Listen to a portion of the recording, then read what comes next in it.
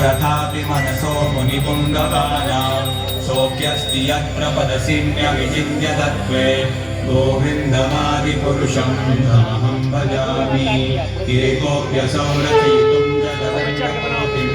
यच्छक्तिरस्ति जगदण्डजयाय दन्तः अण्डान्तरस्थपरमाणुजयान्तरस्थं गोविन्दमादिपुरुषं तमहं भजामि यद्भावभावितधियो मनुजास्तथैव सम्प्राप्य रूपमहिमा सनयानभूषाः सूक्तैर्यमेव निगमप्रथितैस्तुवन्ति गोविन्दमादिपुरुषं तमहं भजामि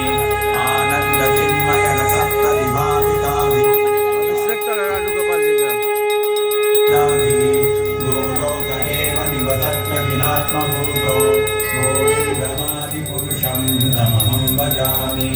प्रेमाञ्जनच्युरितभक्तिविलोचनेन सन्तः सदैव हृदयेषु विलोकयन्ति यं श्यामसुन्दरमचिन्त्य गुणस्वरूपं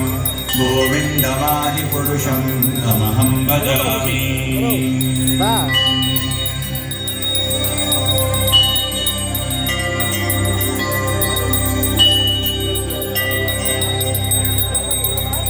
रामादिमूर्तिषु कलानियमेन तिष्ठन् नानावतारमकरोत् भुवनेषु किन्तु कृष्णः स्वयं समभवत्परमपुमार्यो गोविन्दमादिपुरुषं तमहं भजामि यस्य प्रभा प्रभवतो जगदण्डकोटि कोटिष्वशेषवसुधादिविभूतिभिन्नं तद्ब्रह्मनिष्कलमनन्तमशेषभूतं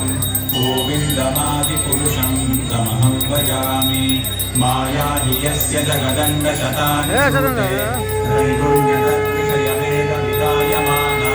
सत्त्वाबलं विपरसत्त्वं विशुद्धसत्त्वं गोविन्दमादिपुरुषं तमहं भजामि आनन्दचिन्मयरसात्मतया मनस्सु यः प्राणिनां प्रतिफलं स्मरतामुपेत्य लीलायुतेन भुवनानि जयत्यजस्रं गोविन्दमादिपुरुषं तमहं भजामि गोलोकनाम्नि निजनाम्नि तले च तस्य